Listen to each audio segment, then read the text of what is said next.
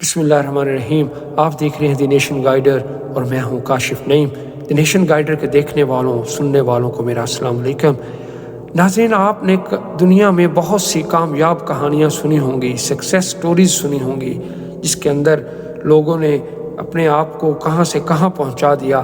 آج میں بھی آپ کے لیے ایک نئی سیریز کا آغاز کرنے جا رہا ہوں، جس کے اندر مختلف سکسیس سٹوریز میں آپ کے سامنے رکھوں گا، اور میں چاہوں گا کہ میرے دیکھنے والے سننے والے اس سکسیس سٹوریز سے سبق حاصل کریں، زندگی میں کچھ نہ کچھ کرنے کا اپنے اندر عزم اور حوصلہ پیدا کریں۔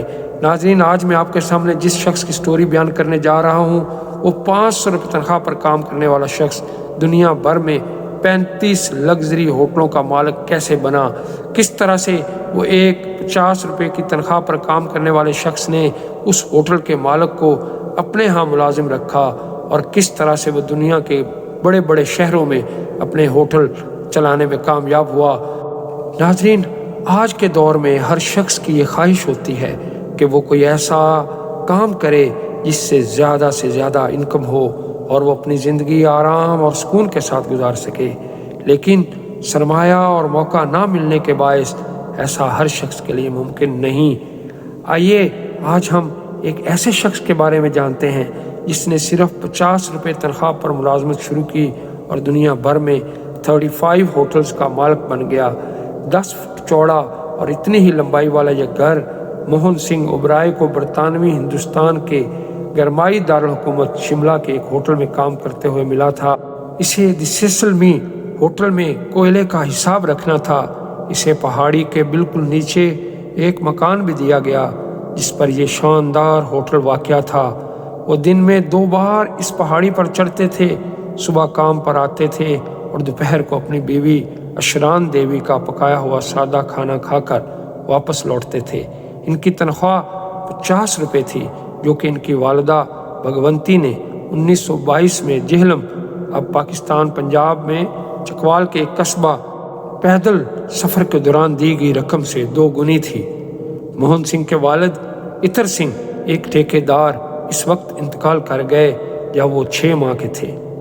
صحافی بچی کرکریا لکھتے ہیں کہ اس کی ماں جو صرف 16 سال کی تھی، تانوں سے تنگ آ کر ایک رات اپنے شیر خوار بیٹے کو اٹھا کر 12 کلومیٹر پیدل چل کر اس کے گھر چلی گئی۔ گاؤں میں ابتدائی تعلیم کے بعد موہن سنگھ نے راولپنڈی سے میٹرک کیا۔ وہ لاہور میں زیر تعلیم تھے جب مالی مجبوریوں کی وجہ سے وہ اپنی تعلیم جاری نہ رکھ سکے۔ اس تعلیم کو ملازمت کے لیے ناکافی سمجھتے ہوئے وہ اپنے ایک دوست کے کہنے پر امرتسر میں ان کے ساتھ رہے اور شارٹ ہینڈ اور ٹائپنگ کا کورس کیا۔ کام ابھی تک نہیں ملا۔ اس کے چچا نے اسے لاہور میں اپنے جوتوں کی فیکٹری میں نوکری دے دی، لیکن جلد ہی پیسے کی کمی کی وجہ سے فیکٹری بند ہو گئی اور موہن سنگھ اپنے گاؤں واپس جانے پر مجبور ہو گیا۔ وہاں اشنک کی شادی رائے کی بیٹی اشران دیوی سے ہوئی۔ شادی کے بعد کے دن سرگودا میں بہنوئی کے ساتھ گزارے۔ بھون واپسی پر طاعون کی مہلک وبا پھوٹ پڑی۔ والدہ نے سرگودا واپس جانے کا مشورہ دیا، لیکن اسی دن ایک مقامی اخبار میں سرکاری دفتر میں جونیئر کلرک کی نوکری کا اشتہار دیکھا۔ اس کی ماں کی طرف سے جیب میں دیے گئے 25 روپے کے ساتھ پونے سے کوئی شخص نوکری کے لیے امتحان دینے کے لیے 400 کلومیٹر دور شملہ گیا۔ موہن سنگھ کا فلسفہ تھا کہ اگر آپ صرف پیسے کے بارے میں سوچیں گے تو آپ صحیح کام نہیں کریں گے، لیکن اگر آپ صحیح کام کریں گے تو پیسہ خود بخود آ جائے گا۔ موہن سنگھ کے مطابق اس امتحان میں ناکامی کے بعد ایک دن وہ مایوسی کے عالم میں ہوٹل دی سیسل کے پاس سے گزرے اور اچانک اندر جا کر قسمت آزمانے کی خواہش محسوس کی۔ ایسوسی ایٹڈ ہوٹلز آف انڈیا کے ملکیت والے اس اعلیٰ درجے کے ہوٹل کا مینیجر D.W. گرو نامی ایک مہربان انگریز تھا۔ انہیں بلنگ کلرک کے طور پر 40 روپے ماہانہ پر رکھا۔ جلد ہی اس کی تنخواہ 50 روپے کر دی گئی۔ بیوی بھی شملہ آئی تھی تو انہوں نے اپنے خستہ حال مکان میں رہنا شروع کر دیا۔ انہوں نے خود دیواروں کو سفید کیا جس سے ان کے ہاتھوں پر چھالے پڑ گئے، لیکن انہوں نے اپنے سروں پر چھت ملنے پر شکر گزاری کی۔ ان کی زندگی کے بارے میں یہ تمام باتیں موہن سنگھ اوبرائے نے 1982 میں محقق گیتا پیرامل کے ساتھ شیئر کی تھی۔ جب سیسل کا انتظام تبدیل ہوا تو ارنسٹ کلارک مینیجر بن گئے۔ منموہن سنگھ شارٹ ہینڈ جانتا تھا۔ کلرک نے اسے کیشیئر اور اسٹینوگرافر کا عہدہ دے دیا۔ ایک دن पंडित मोती लाल नेहरू सीसल में ठहरे। वो तब स्वराज पार्टी के लीडर थे। पंडित जी को एक अहम रिपोर्ट जल्दी और एहतियात से टाइप करनी थी। मोहन सारी रात जागता रहा और वो रिपोर्ट मुकम्मल करके अगली सुबह इसे दे दी। इसने 100 रुपये का नोट निकाला और शुक्रिया के साथ मोहन सिंह को दिया। मोहन सिंह की आंखों में आंसू आ गए और मोहन सिंह तेजी से कमरे से बाहर निकल गया। 100 रुपया जो अमीर फेंक देते हैं, मोहन सिंह के लिए बहुत ज़्यादा था। उस वक्त रुपये की क़ुव्वत ख़रीद भी बहुत ज़्यादा थी कि मोहन सिंह ने उससे अपनी बीवी के लिए घड़ी और अपने बच्चे के लिए कपड़े और अपने लिए एक बरसाती खरीद ली। जब एसोसिएटेड होटल्स ऑफ इंडिया के साथ क्लार्क का मुआहदा ख़त्म हो गया तो इसने दिल्ली क्लब के लिए कैटरिंग का मुआहदा हासिल कर लिया। मोहन सिंह ने भी इनकी नौकरी की पेशकश कबूल कर ली। इसकी तनख्वाह अब 100 रुपये थी। दिल्ली क्लब का मुआहदा सिर्फ 1 साल के लिए था और क्लार्क ने जल्द ही नए कारोबार की तलाश शुरू कर दी। शिमला में कार्लटन होटल ख़त्म हो चुका था। क्लार्क इसे लीज पर देना चाहता था, लेकिन ज़मानत देने वालों की ज़रूरत थी। मोहन सिंह ने अपने कुछ अमीर रिश्तेदारों और दोस्तों से रब्ता किया। मोहन ने पैरामिल को बताया, कार्लटन अब क्लार्क होटल बन गया है। 5 साल के बाद क्लार्क ने रिटायर्ड होने और होटल फ़रोख्त करने का फ़ैसला किया। इसने मोहन सिंह को ये कहते हुए पेशकश की कि वो होटल चलाने के लिए किसी ऐसे शख्स को तरजीह देंगे जो इसकी रवायात और कारकर्दगी को बरकरार रख सके। मोहन सिंह ने अपने कुछ असासे और अपनी बीवी के जेवरात को मतलूबा रकम के लिए रहन रखा। मोहन सिंह ने क्लार्क होटल की मलकियत एक मेहरबान चचा की मदद से हासिल की जो माजी में मोहन सिंह के साथ खड़े थे। ओबराय ग्रुप मोहन सिंह ओबराय ने हिंदुस्तानी होटल इंडस्ट्री को 20वीं सदी के तकाज़ों के मुताबिक डाल दिया। 14 अगस्त 1934 तक मोहन सिंह दिल्ली और शिमला में क्लार्क के होटलों का वाहिद मालिक बन गया था। मोहन सिंह और इनकी अहलिया होटल के लिए अपना गोश्त और सब्जियां खरीदते थे। इस तरह बिल में 50% कमी हो जाती थी। आहिस्ता आहिस्ता दार्जिलिंग, कश्मीर और चंडीगढ़ में मज़ीद होटलों का इजाफा हुआ। मोहन सिंह ने कहा, मैंने अपना होटल बनाने के बारे में सोचना शुरू किया और पहली कोशिश गोपालपुर ऑन-सी उड़ीसा में एक छोटा सा होटल था। उन्होंने कहा कि यह एक अजीब इत्तेफाक था कि इनकी ज़िंदगी का तकरीबन हर पहलू किसी न किसी वबा से जुड़ा हुआ था। 1933 में कलकत्ता, अब कोलकाता में हैजे की वबा फैली थी। आर्मीनियाई रियल एस्टेट टाइकॉन स्टीफन्स अराथोन का ग्रैंड होटल 100 से ज़ायद गैर मुल्की मेहमानों की मौत के बाद बंद कर दिया गया। लोग कलकत्ता जाने से डरते थे।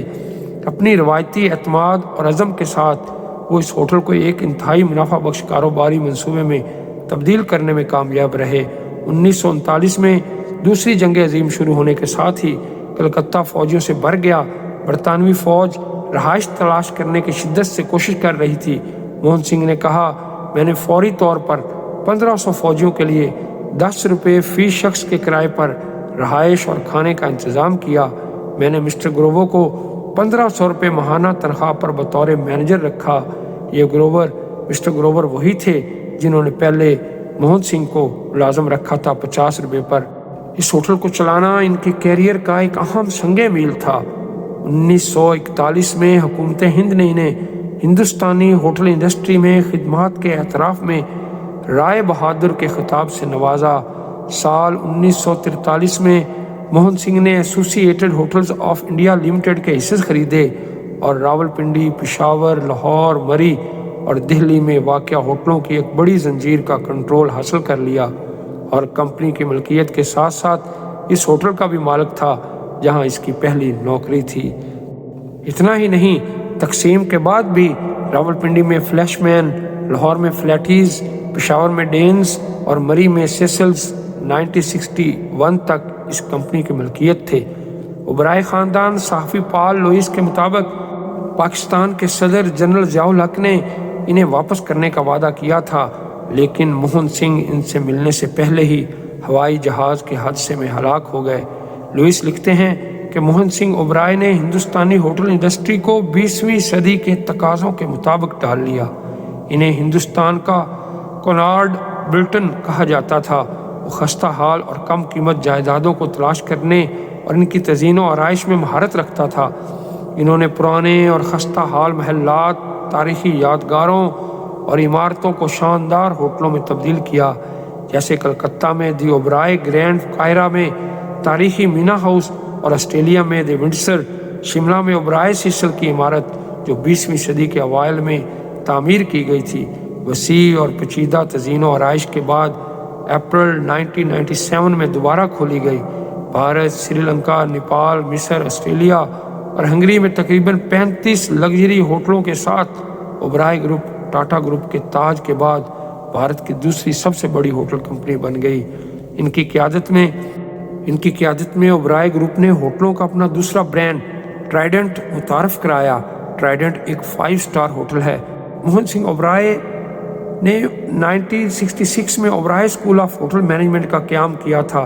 स्कूल अब the Oberoi centre of learning and development के नाम से जाना जाता है और मेहमान नवाजी के इंतज़ाम में आला मेयार के पेशा वराना तरबियत फराहम करता है। ख़वातीन को अपने होटलों में मुलाजमत देने और आला तरीन मेयारात को यकीनी बनाने के लिए ज़ैली सनतें कायम करने का फ़ैसला भी काबिल ज़िक्र था। ओबराय ग्रुप ने सबसे पहले 1959 में हिंदुस्तान में फ़्लाइट कैटरिंग ऑपरेशन शुरू किया। मोहन सिंह ओबराय ने 1962 में राज्यसभा के इंतखाबात में हिस्सा लिया और जीत लिया और 1967 में लोकसभा के इंतखाब में खड़े हुए और 46,000 से ज़ायद वोटों से जीत गए। 2001 में भारतीय हुकूमत ने इन्हें मुल्क का तीसरा सबसे बड़ा शहरी एजाज़ पद्म भूषण से नवाजा। बच्ची करकरिया ने मोहन सिंह ओबराय की स्वाने उमरी लिखी है जिसका उन्वान है dare to dream, a life of Rai Bahadur Mohan Singh Oberoi. इनके मुताबिक इसने MBA के बगैर अपना हैंड ऑन स्टाइल और मैनेजमेंट बजरिया वॉक थ्रू बनाया।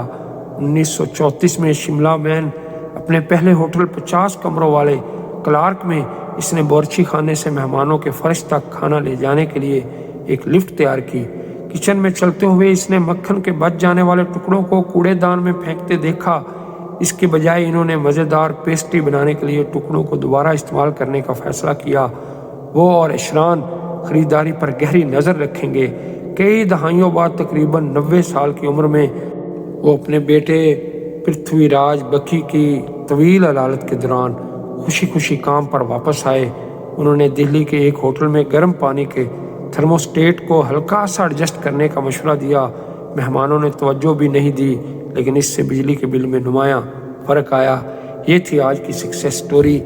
आपको मेरा चैनल कैसा लगा, स्टोरी कैसी लगी, लाइक कीजिएगा, मेरे चैनल को सब्सक्राइब कीजिएगा और बेल आइकन का बटन ज़रूर दबाइएगा, क्योंकि हम आपके लिए ऐसे ही दिलचस्प और मज़ेदार कहानियाँ लाते रहेंगे जिससे आपकी ज़िंदगियों में तब्दीली आएगी। तो मेरी अगली वीडियो तक के लिए अल्लाह हाफिज़। अपने इर्द गिर्द के लोगों का बहुत ख्याल रखिएगा।